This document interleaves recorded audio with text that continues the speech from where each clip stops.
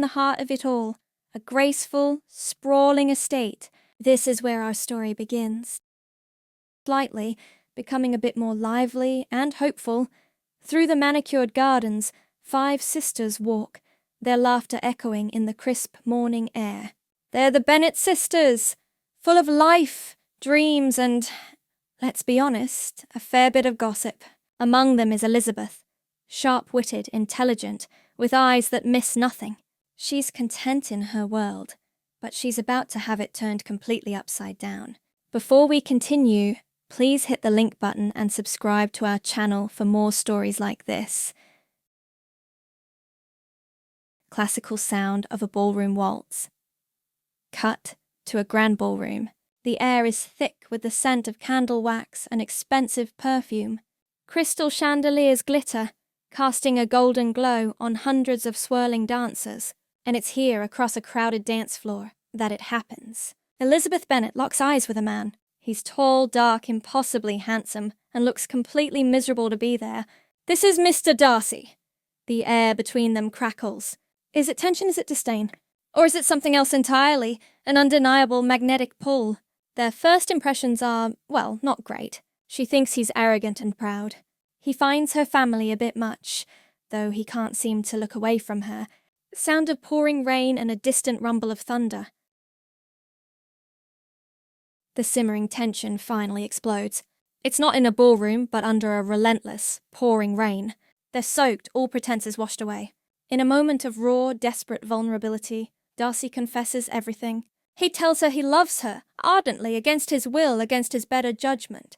But his words are clumsy, full of pride, insulting her family and her social standing. And Elizabeth, hurt and furious, her own pride stung, rejects him. Coldly, completely. She throws his accusations back in his face, leaving him standing alone in the storm, shattered.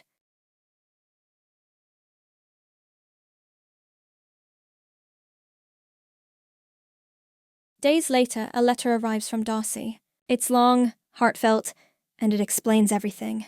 We see a close-up on Elizabeth's face as she reads. Her expression shifts from anger to confusion to shock, and finally to a dawning, painful understanding. The truth about Mr. Wickham, the man she'd championed. The truth about Darcy's role in her sister Jane's heartbreak.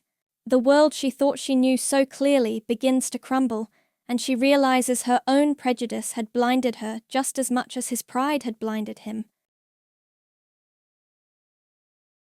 Meanwhile, a crisis hits the Bennet family, a scandal that could ruin them all, and who steps in to fix it? Not with grand announcements or for public praise, but in secret. Darcy. He uses his wealth and influence to help the very family he once scorned, expecting nothing in return. It's a quiet, noble sacrifice, driven by his love for Elizabeth, a testament to his changed character. He doesn't want credit. He just wants her to be safe. Sounds of gentle wind and nature. This brings us to our final encounter. The setting isn't a stuffy drawing room, but a vast, open field, bathed in the golden light of a perfect sunset. They find each other again, but they aren't the same 2 people who met in that ballroom. They're humbled. They've both been changed by their journey, by their mistakes. This time, when Darcy asks, his proposal is stripped of all pride.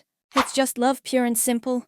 And this time, when Elizabeth answers, her yes is free of all prejudice. Elizabeth and Darcy, finally together, walking side by side through the soft, hazy light. There's no more tension, no more misunderstanding, just a quiet understanding, a shared smile, and the promise of a future. They found their way, not by ignoring their pride and their prejudices, but by facing them, conquering them, and in doing so, finding each other.